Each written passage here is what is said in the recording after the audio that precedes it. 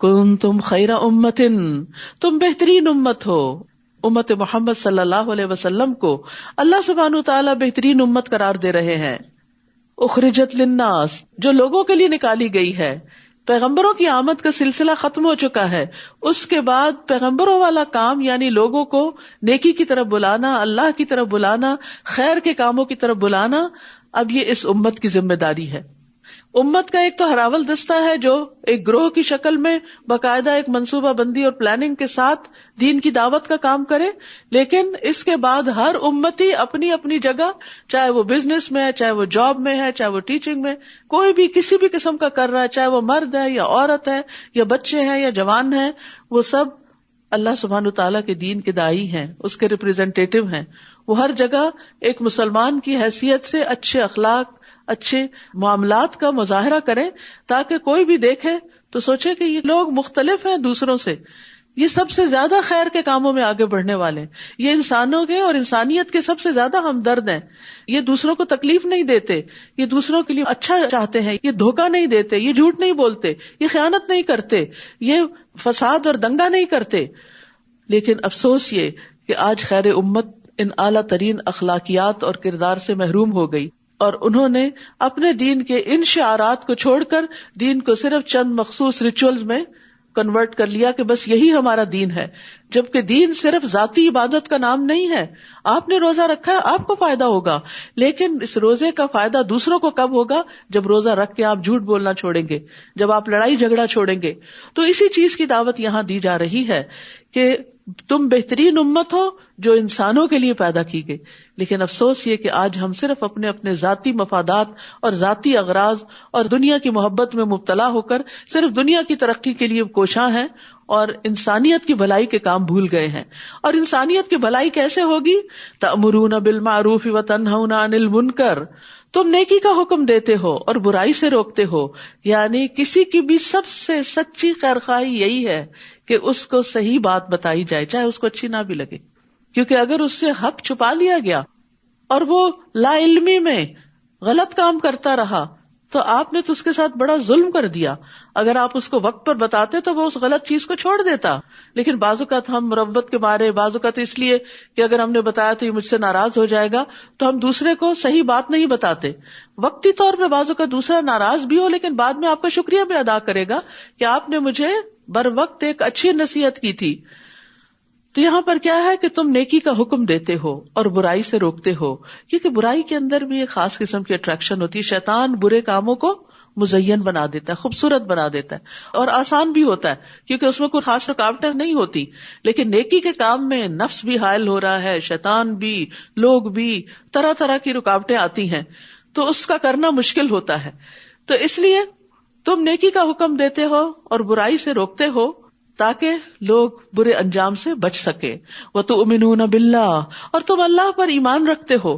یہاں پر آپ دیکھیے امر بالمعروف پہلے اور ایمان کا ذکر بعد میں کیا گیا ہے، کیونکہ ایمان کی تکمیل ہی ان دو صفات کے ساتھ ہوتی ہے.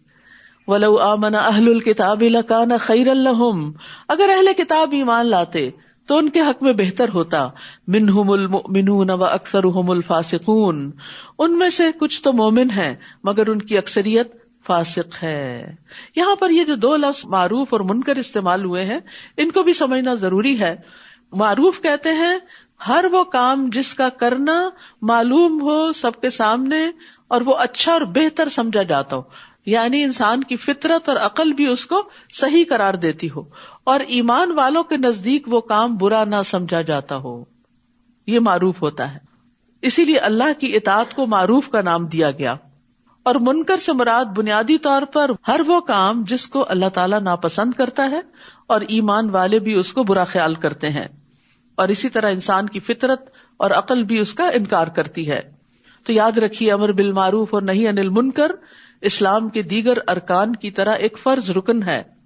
نبی صلی اللہ علیہ وسلم نے فرمایا اسلام کے 8 حصے ہیں. ایک حصہ اسلام، پھر نماز، زکوٰۃ، روزہ، حج بیت اللہ، امر بالمعروف، نہی عن المنکر، جہاد فی سبیل اللہ. فرمایا وہ شخص ناکام و نامراد ہوا جس کے لیے اس میں سے کوئی بھی حصہ نہیں. تو یہاں پر آپ دیکھیے امر بالمعروف الگ رکن ہے، نہی عن المنکر الگ رکن ہے، اور پھر اس کے بعد جہاد فی سبیل اللہ کا لفظ ہے. عام طور پر لوگوں کے اندر بڑی غلط فہمی پائی جاتی ہے، وہ سمجھتے کہ جہاد کا مطلب صرف قتال کرنا ہے، جبکہ جہاد کے لفظی معنی اگر آپ دیکھیں تو اس کا مطلب ہوتا ہے اٹموسٹ اسٹرگل کرنا، بڑے پیمانے پہ کوشش کرنا، محنت کرنا، فی سبیل اللہ، اللہ کے راستے میں، یعنی اللہ کے دین کی خاطر، اس کو سیکھنے سکھانے، لوگوں تک خیر لے جانے، ان سے شر کو روکنے اور لوگوں کی فلاح و بہبود کے کام کرنے، یعنی جیسے بیوہ اور یتیم کے لیے بھاگ دوڑ کرنے والا بھی فی سبیل اللہ ہوتا ہے. تو ان سب کے لیے بہت ضروری ہے کہ انسان دین کے ان ارکان کو سمجھنے والا ہو اور ان پر عمل کرنے والا بھی ہو. حضرت عائشہ سے مروی ہے، وہ کہتی ہیں کہ ایک مرتبہ رسول اللہ صلی اللہ علیہ وسلم تشریف لائے تو مجھے آپ کے چہرے سے محسوس ہوا کہ آپ کی طبیعت میں کچھ گھٹن ہے. بس آپ نے وضو کیا اور کسی سے بات کیے بغیر واپس چلے گئے. میں نے حجروں کے قریب ہو کر سنا آپ یہ فرما رہے تھے، اے لوگو، اللہ عز و جل فرماتا ہے کہ نیکی کا حکم دو اور برائی سے منع کرو، اس سے پہلے کہ تم مجھے پکارو اور میں تمہاری دعائیں قبول نہ کروں. تم مجھ سے سوال کرو اور میں تمہیں کچھ عطا نہ کروں، اور تم مجھ سے مدد مانگو تو میں تمہاری مدد نہ کروں. تو آج آپ دیکھیے کہ مسلمانوں نے یہ کام چھوڑ دیا تو پھر دنیا میں جگہ جگہ جو حالات ہو رہے ہیں وہ ہم سب کو معلوم ہے. لن یضروکم الا اذی، وہ تمہیں ہرگز نقصان نہیں دے سکتے، یعنی تمہارے دشمن تمہارا کچھ بگاڑ نہیں سکتے، یعنی اگر تم یہ سب کام کرتے رہو گے سوائے کچھ اذیت دینے کے، کچھ باتیں بنانے کے. اور اگر وہ تم سے جنگ کریں تو تم سے پشت پھیر جائیں گے، پھر وہ مدد نہ کیے جائیں گے.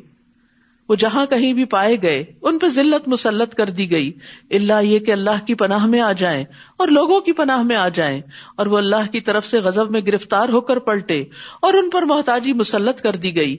یہ سب اس لیے ہوا کہ بے شک وہ اللہ کی آیات سے کفر کرتے تھے، اللہ کی آیات کو نہیں مانتے تھے اور انبیاء کو ناحق قتل کرتے تھے.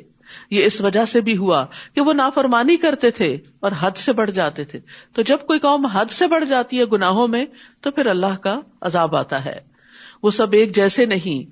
اہل کتاب میں سے ایک جماعت ایسی بھی ہے جو حق پر قائم ہے، وہ رات کی گھڑیوں میں اللہ کی آیات کی تلاوت کرتے ہیں اور سجدے بھی کرتے ہیں.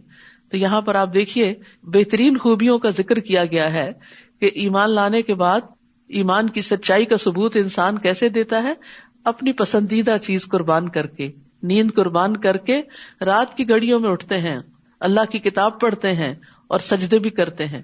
قیام اللیل کی فضیلت ہے. اور الحمدللہ رمضان آ رہا ہے اور سب کو موقع ملے گا، کیونکہ رمضان میں قیام جو ہے وہ عام دنوں کے قیام سے بھی افضل ہو جاتا ہے. اور بہترین قیام وہ ہے جس میں زیادہ قرآن کی تلاوت کی جائے.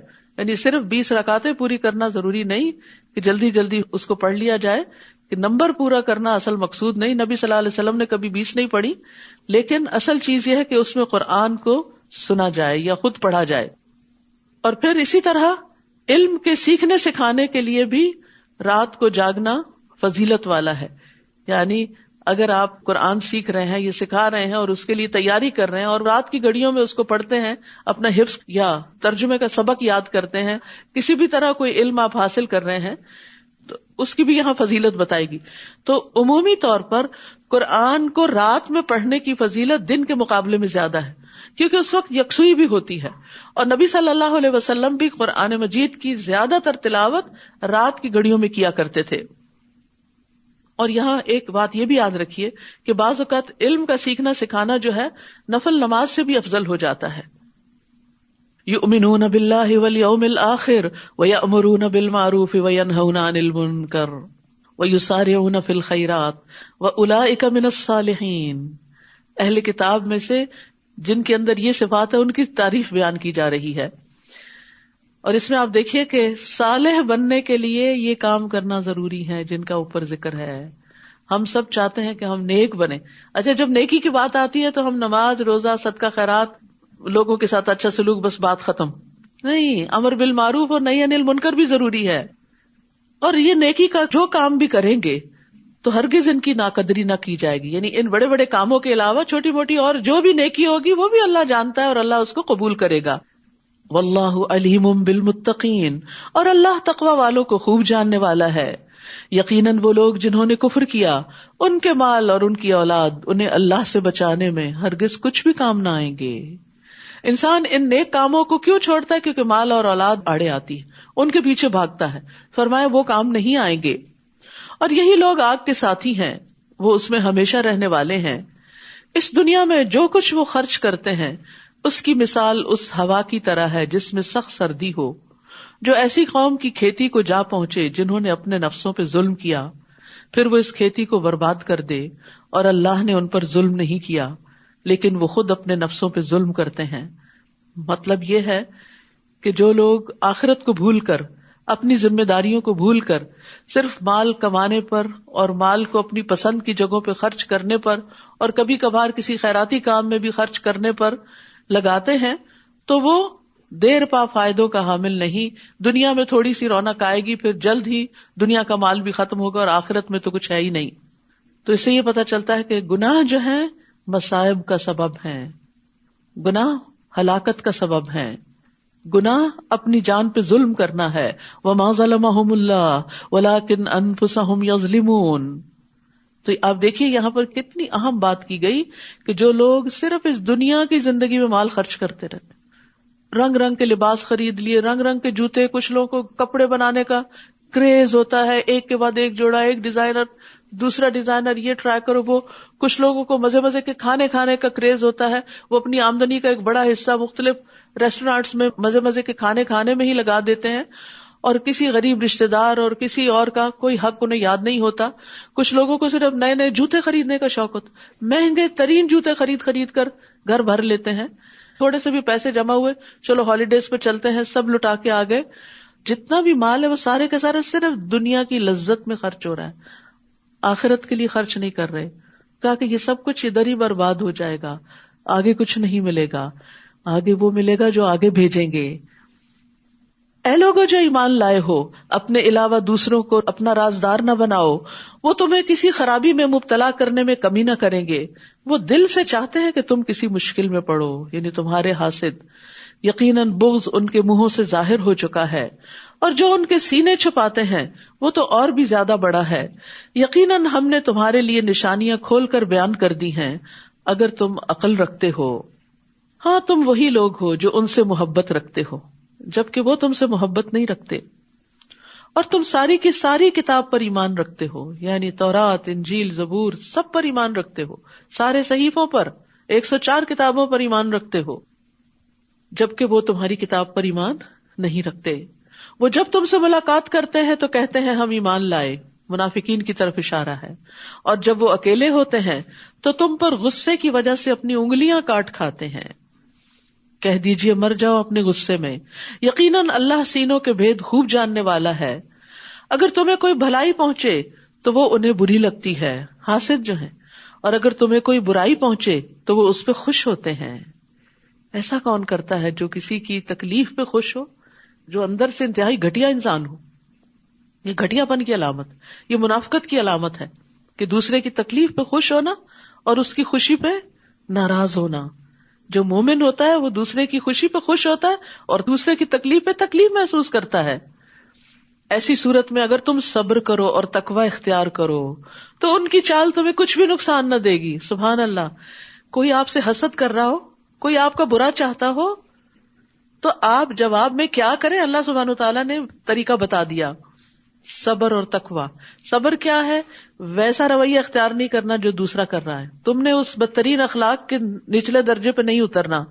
اور دوسرا یہ کہ تقوی انسان کو روک لیتا ہے کسی بھی غلط بات سے. اور یاد رکھیے ایسے لوگوں سے اور ایسے دوستوں سے پناہ مانگنی چاہیے کہ جو انسان سے ظاہر میں تو محبت کا اظہار کرے اور اندر سے وہ جڑیں کاٹنے والے ہوں.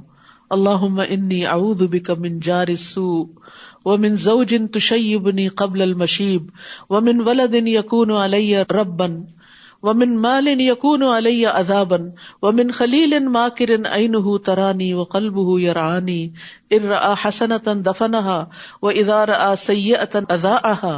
اے اللہ میں تیری پناہ طلب کرتا ہوں برے پڑوسی سے، ایسے زوج سے، شوہر یا بیوی دونوں میں سے جو بھی ایک دوسرے کے لیے، جو مجھے بڑھاپے سے پہلے بوڑھا کر دے، یعنی ایسا ذلیل کرے کہ زندگی کی خوشیاں چھین لے، اور ایسی اولاد سے جو میری آقا بن بیٹھے، اپنے حکم مجھ پہ چلائے، ایسے مال سے جو میرے لیے باعث عذاب بن جائے، دنیا میں مصیبت کا یا آخرت میں. سبحان اللہ.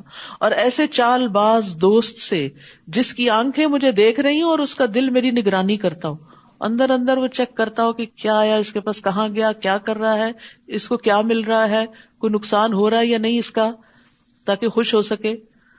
اگر وہ کوئی نیکی کی بات دیکھے تو اس کو دبا دے, کہیں ذکر ہی نہ کرے, اور اگر کوئی برائی کی بات دیکھے تو اس کو پھیلا دے سب میں. یہ کیسی دوستی ہے؟ کتنی خوبصورت دعا ہے, ہم سب کو پڑھنی چاہیے, کیونکہ عموماً لوگوں کو قریب کے لوگوں سے ایسی شکایات ہوتی ہیں. وَإِن تَصْبِرُوا وَتَتَّقُوا لَا يَضُرُّكُمْ كَيْدُهُمْ شَيْئًا.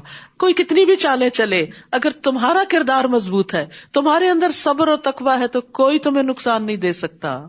کامیابی کی کنجی بتا دی گئی. اب جنگ احد کا تذکرہ ہے. وَإِذْ غَدَوْتَ مِنْ أَهْلِكَ تُبَوِّئُ الْمُؤْمِنِينَ مَقَاعِدَ لِلْقِتَالِ وَاللَّهُ سَمِيعٌ عَلِيمٌ. اور وہ وقت بھی یاد کریں جب آپ صبح سویرے اپنے گھر والوں سے احد کی طرف نکلے تھے. صبح سویرے کام کے لیے نکلنا یہ نبی صلی اللہ علیہ وسلم کا طریقہ تھا. آج ہم نے وہ چھوڑ دیا اور کامیاب قوموں نے اختیار کر لیا. آپ جنگ کے لیے مومنوں کو مورچوں پر متعین کر رہے تھے, یعنی ہر ایک کو اس کی جگہ پر مقرر کر رہے تھے. اور اللہ خوب سننے والا ہے, خوب جاننے والا ہے. یہ تو سب کام ہو رہے تھے, تو سننے والا کیا, یعنی ساتھ ساتھ آپ اللہ کو یاد کر رہے تھے, دعائیں مانگ رہے تھے, تو اللہ تعالیٰ ان کو سن رہا تھا.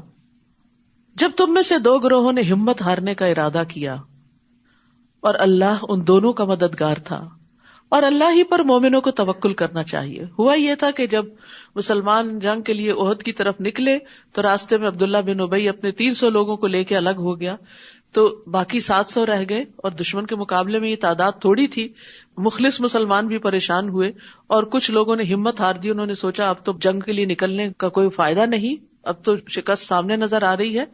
تو انہوں نے جب دل چھوٹا کیا تو اللہ سبحانہ وتعالیٰ نے ان کا دل بڑھا دیا, مضبوط کر دیا. لیکن ان کے دل کا حال یہاں بیان بھی کر دیا. تم نے ہمت کیوں ہاری, حالانکہ یقینی طور پر اللہ بدر میں تمہاری مدد کر چکا تھا جبکہ تم اس وقت کمزور تھے.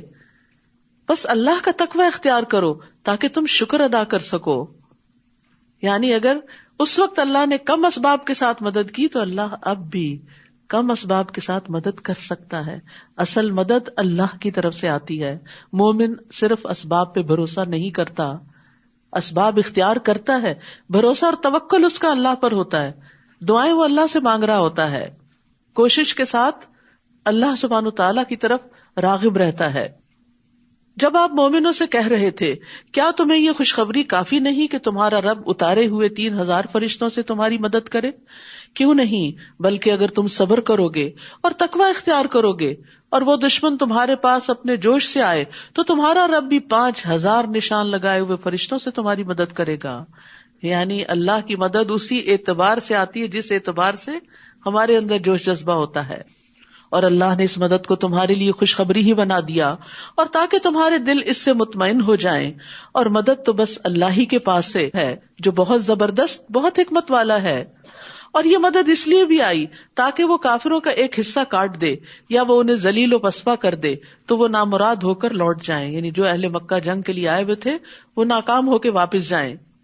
آپ کے لیے اس معاملے میں سے کچھ بھی اختیار نہیں, خواہ وہ ان پر مہربان ہو جائے یا وہ انہیں عذاب دے, کیونکہ یقیناً وہ ظالم ہے. یعنی جنگ احد میں جب بھگدڑ مچی نبی صلی اللہ علیہ وسلم کے حکم کی خلاف ورزی کی وجہ سے, تو اس پر دشمنوں نے جو پیچھے سے اچانک حملہ کیا, نبی صلی اللہ علیہ وسلم کو بھی گھیرے میں لیا, اور آپ پر جو وار ہوا اس سے آپ کا رباعی دانت ٹوٹا, آپ کے سر میں زخم لگا. آپ اپنے سر سے خون پوچھ رہے تھے اور فرما رہے تھے وہ قوم کیسے فلاح پائے گی جس نے اپنے نبی کے سر پر زخم لگا دیا اور اس کا دانت توڑ دیا, جبکہ وہ انہیں اللہ کی طرف بلا رہا تھا. اور یہ مشرکین مکہ کی طرف آپ کا اشارہ تھا جنہوں نے آپ کو تکلیف دی تھی.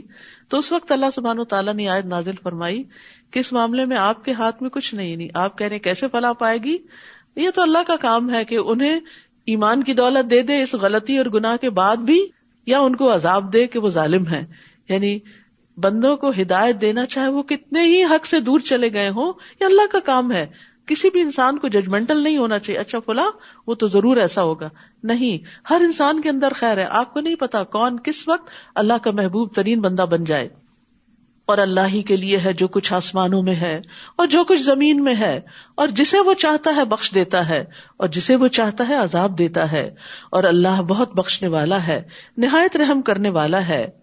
اے لوگو جو ایمان لائے ہو، تم کئی گنا بڑھا چڑھا کر سود نہ کھاؤ اور اللہ سے ڈرو تاکہ تم فلاح پا جاؤ۔ جنگ احد کے تذکرے میں سود کی بات کیونکہ مشکل آئی ہی مال کی محبت کی وجہ سے تھی، جب ابتدا میں جنگ میں مسلمانوں کو کامیابی ہوئی اور وہ مال غنیمت اکٹھا کرنے لگے تو دور جو لوگ درے پہ متعین تھے وہ بھی چھوڑ کے آگے کہ ہمارا حصہ نہ کہیں چلا جائے۔ تو یہاں پر اشارتاً یہ بتایا جا رہا ہے کہ مال کی محبت انسان کے لیے ناکامی کا باعث بنتی ہے جب وہ مال کی محبت میں مبتلا ہو کر اپنے مشن کو بھول جاتا ہے، اپنے مقصد کو بھول جاتا ہے۔ اور ڈرو اس آگ سے جو کافروں کے لیے تیار کی گئی ہے، اور اطاعت کرو اللہ اور رسول کی تاکہ تم پر رحم کیا جائے۔ اللہ اور رسول کی اطاعت اللہ کی رحمت لاتی ہے۔ اور جلدی کرو اپنے رب کی بخشش کی طرف اور اس جنت کی طرف جس کی چوڑائی آسمانوں اور زمین کے برابر۔ صرف دنیا کے چھوٹے چھوٹے گھروں کے لیے اپنی ساری زندگیاں کھپا دیتے ہو، اس بڑی جنت کے گھر کی طرف بھی توجہ کرو جو متقی لوگوں کے لیے تیار کی گئی ہے۔ رسول اللہ صلی اللہ علیہ وسلم نے فرمایا، جنت کے ایک کنارے سے دوسرے کنارے تک 40 سال کی مسافت ہے، اتنا بڑا گھر۔ اور جنت پر ایک دن ایسا آئے گا کہ وہ لوگوں کے رش کی وجہ سے بھری ہوئی ہوگی۔ رسول اللہ صلی اللہ علیہ وسلم نے فرمایا، جنتی جنت میں داخل ہو جائیں گے اور اس میں جتنی اللہ عز و جل چاہے گا زائد جگہ بچ جائے گی، پھر اللہ تعالیٰ اس کے لیے ایک اور مخلوق پیدا کر کے جنت کے باقی حصے کو آباد کریں گے۔ اتنی بڑی ہے جنت۔ ابن عباس کہتے ہیں کہ جنت کا خیمہ خولدار موتی کا ہوگا، 3 میل لمبا، 3 میل چوڑا، صرف ایک خیمہ، ایک ٹینٹ، اور اس کے 4000 سونے کے کواڑ ہوں گے۔ وہاں کی خوبصورتی کا کیا کہنا، لیکن اس کے لیے بھی تو محنت چاہیے نا۔ صرف یہی تو نہیں کہ ان دنیا کے گھروں کے لیے سارا وقت ہم لگا دیں اور جنت کے صرف خواب ہی دیکھتے رہیں اور صرف تمنا ہی کرتے رہیں۔ تو کوئی چیز صرف تمناؤں سے نہیں ملتی، اس کے لیے کچھ کرنا بھی پڑتا ہے۔ کرنے کے کام کیا ہیں؟ جنت کس طرح ملتی ہے؟ وہ جو خوشی اور تکلیف میں خرچ کرتے ہیں۔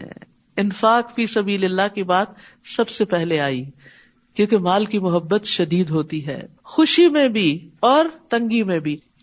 آپ دیکھیے، ایک وہ شخص ہوتا ہے جس کے پاس بہت ہوتا ہے، وہ اگر بہت بھی خرچ کر دے تو بہت فرق نہیں پڑتا، ٹھیک ہے، نارمل بات ہے، اچھا ہے، اجر ملے گا۔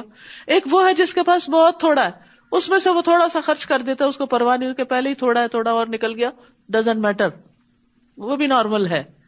ایک بیچ کا ہے کہ جس کو مالدار ہونے کی امید ہے لیکن خرچ کر کے فقیر ہونے کا بھی ڈر ہے، اس کا خرچ کیا ہوا افضل ترین خرچ ہے۔ تو اس لیے فرمایا، وہ جو خوشی اور تکلیف میں خرچ کرتے ہیں، یعنی دونوں موقعوں پر، دونوں طرح سے، سخت غصے کو ضبط کرنے والے ہیں۔ یہاں عام غصے کی بات نہیں، غیظ کی بات ہے، شدید غصے کو کنٹرول کر جاتے ہیں، اور لوگوں سے درگزر کرنے والے، معاف کر دیتے ہیں، اور اللہ ایسے محسنوں سے محبت کرتا ہے۔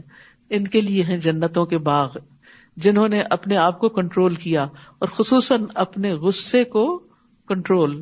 نبی صلی اللہ علیہ وسلم نے فرمایا، جو آدمی اپنے غصے کو نافذ کرنے کے باوجود پی گیا، یعنی جن پہ اس کا غصہ چلتا ہے جیسے بچے وغیرہ، تو ان پہ غصہ کرنے کی بجائے اپنے آپ کو کنٹرول کر کے پھر ان سے بھلے طریقے سے بات کرتا ہے، تو اللہ قیامت کے دن اس کے دل کو امیدوں سے بھر دے گا۔ جو حشر کا میدان ہوگا، خوف ہوگا ہر طرف، تو وہ بڑا پر امید ہوگا کہ میں نے اللہ کی خاطر اپنا نفس کنٹرول کیا تھا، اپنا غصہ کنٹرول کیا تھا۔ تو اس طرح اللہ سبحانہ وتعالیٰ اس کو جنت میں داخل کرے گا۔ ابو درداء کہتے ہیں کہ ایک شخص نے رسول اللہ صلی اللہ علیہ وسلم سے کہا، ایسے عمل کی طرف میری رہنمائی کریں جو مجھے جنت میں داخل کر دے۔ آپ نے فرمایا، غصہ نہ کرو، تمہارے لیے جنت ہے۔ اور ایک جگہ پر 3 بار یہی سوال کیا، 3 بار آپ نے کہا، لا تغضب لا تغضب لا تغضب، غصہ چھوڑ دو۔ اور آپ دیکھیے، ہمارے بہت سے معاملات غصے کی وجہ سے ہی خراب ہوتے ہیں۔ اور کیا خوبیاں ان کے اندر۔ اور جب ایسے لوگ کوئی فحش کام کرتے ہیں یا اپنے نفسوں پر ظلم کرتے ہیں، یعنی غلطی ہو جاتی ہے، گناہ ہو جاتا ہے، کوئی منہ سے بات ایسی نکل جاتی ہے جو دوسرے کے لیے تکلیف دہ ہوتی ہے، تو فوراً اللہ کو یاد کرتے ہیں، پھر اپنے گناہوں کے لیے معافی مانگتے ہیں۔ اور کون ہے جو اللہ کے سوا گناہوں کو بخش دے، یعنی جو ڈیمیج ہوتا ہے اس کو فوراً درست کرنے کی کوشش کرتے ہیں۔ اور وہ اپنے کیے پر اصرار نہیں کرتے، اپنی غلطیوں کو بار بار نہیں دہراتے، پھر ان غلطیوں سے بچنے کی بھی اسٹریٹجی ڈیوائز کرتے ہیں۔ اللہ سبحانہ وتعالیٰ چاہتا ہے کہ ان ہدایات کا مطلب کیا ہے؟ ان کا مطلب یہ ہے کہ اگر ہم اوپر کے درجے سے ذرا نیچے آئیں تو واپس اوپر ہی جائیں، لڑکتے نہ جائیں پھر. کیونکہ انسان جب ایک گناہ کرتا ہے پھر دوسرا، تو ایک گناہ دوسرے کو کھینچ لاتا ہے اور انسان کے اندر سے حیا نکل جاتی ہے. وہ کہتا ہے میں تو ہوں ہی برا، سو وٹ، میں اور بھی چند برائیاں کر لوں. اور شیطان اس کو کہتا ہے تم نے بخشے تو جانا نہیں، دنیا میں عیش کر لو، اپنی مرضی سے جیو. نہیں، اللہ سبحانہ وتعالیٰ ہمیں جنت کی طرف بلاتا ہے. اگر غلطی ہو گئی، کہیں سے کچھ ڈیمیج ہو گیا، فکس کر لو فوراً. اولئک جزاؤہم مغفرۃ من ربہم وجنات تجری من تحتها الانہار خالدین فیہا ونعم اجر العاملین. ایسے ہی لوگوں کی جزا ان کے رب کی طرف سے بخشش اور جنت کے باغات ہیں. سبحان اللہ. یعنی چھوٹی سی قربانی ہے لیکن اجر بہت بڑا. جن کے نیچے نہریں بہتی ہیں وہ ان میں ہمیشہ رہنے والے ہیں. اور کتنا اچھا اجر ہے عمل کرنے والوں کا. یقیناً تم سے پہلے بھی کئی واقعات گزر چکے ہیں، تو تم زمین میں چل پھر کے دیکھ لو کہ جھٹلانے والوں کا انجام کیسے ہوا. یہ کلام عام لوگوں کے لیے ایک واضح بیان ہے اور متقی لوگوں کے لیے ہدایت اور نصیحت ہے. اور تم کمزور نہ بنو اور غم نہ کرو، اور تم ہی غالب ہوگے اگر تم مومن ہوئے. یعنی بعض اوقات انسان کو ریٹریٹ کرنا پڑتا ہے، شکست ہوتی ہے، اس کو پیچھے ہٹنا پڑتا ہے اپنے کسی موقف سے، لیکن ایسا نہیں کہ اس سے وہ اللہ کی نگاہ میں پیچھے ہو جاتا ہے، یا ایسا نہیں کہ وہ موقع بس آخری موقع ہوتا ہے کوئی نیکی کمانے کا. نہیں، پھر دن بدلتے ہیں، پھر حالات بدلتے ہیں، اور کسی بھی موقف میں پیچھے ہٹ جانا انسان کی بلندی کی علامت ہوتی، اس کے بڑے ہونے کی علامت ہوتی ہے. وَأَنْتُمُ الْأَعْلَوْنَ إِن كُنتُم مُؤْمِنِينَ، کیونکہ اللہ دراصل بندوں کا ایمان دیکھتا ہے. تمہیں اگر کوئی زخم لگا ہے تو بدر میں ان لوگوں کو بھی اسی طرح کا زخم لگ چکا ہے، اور ان دنوں کو ہم لوگوں کے درمیان پھیرتے رہتے ہیں. یعنی حالات اور دن ایک جیسے نہیں ہوتے. اور احد میں شکست اس لیے تھی تاکہ اللہ ایمان والوں کو جان لے، یعنی تمہارا امتحان مقصود تھا، اور تم میں سے کچھ کو شہید بنا لے. کیونکہ لوگوں کے اندر جنگ بدر کے بعد بڑا شوق اور ولولہ تھا، لہٰذا جنگ احد میں 70 شہید ہوئے، اور جنگ بدر میں 70 مارے گئے تھے دشمنوں کے، اور 70 قید بھی ہوئے تھے. تو اس اعتبار سے پھر بھی مسلمانوں کا پلہ بھاری تھا. اور اللہ ظالموں سے محبت نہیں رکھتا، اور یہ اس لیے بھی تاکہ اللہ ایمان والوں کو خالص کر دے اور کافروں کو مٹا دے. حقیقت یہ ہے کہ آزمائشیں انسان کو اور پیور کرتی ہیں، چمکاتی ہیں، اس کا سٹیمنا بلڈ کرتی، کیپیسٹی بلڈ ہوتی ہے. انسان بڑے چیلنجز کے لیے تیار ہوتا ہے. جو چھوٹی مشکلات پہ صبر نہ کر سکے وہ بڑی مشکلات پہ صبر نہیں کر سکتا. آپ اوپر نہیں جا سکتے جب تک کہ آپ چھوٹی چھوٹی تکلیف دہ چیزوں کو برداشت کرنے کے عادی نہ ہو، کیونکہ اوپر جانا ایک مشکل کام ہوتا ہے. جو ماؤنٹین کلائمبرز ہوتے ہیں ان سے پوچھئے کہ جتنا اوپر جاتے ہیں جب آکسیجن بھی ختم ہونے لگتی ہے تو اگرچہ منزل تک پہنچنے کا ایک جذبہ اور شوق اور محبت اور ولولہ بھی ہوتا ہے، لیکن جان جانے کا خطرہ بھی ہوتا ہے. اور یہ وہی کر سکتا ہے جو اس سے پہلے اپنے آپ کو اس کے لیے بہت تیار کر چکا ہو. ایک عام انسان کے بس کی بات نہیں ہوتی. تو سابقون اور مقربون کے درجات جو بلند ہوتے ہیں ان کی قربانیاں بھی بڑی ہوتی ہیں. کیا تم سمجھتے ہو کہ تم یوں ہی جنت میں داخل ہو جاؤ گے؟ حالانکہ ابھی تو اللہ نے ان لوگوں کو جانا ہی نہیں کہ کس نے تم میں سے جہاد کیا اور کون صبر کرنے والے ہیں.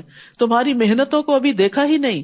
اور جہاد بالنفس بھی ہوتا ہے، جہاد بالمال بھی ہوتا ہے، جہاد بالقلم بھی ہوتا ہے، جہاد بالذات ہر چیز کا، یعنی اپنی عزت کے ساتھ بھی اور اپنے مال اور اپنی جان ہر چیز کے ساتھ ہوتا ہے.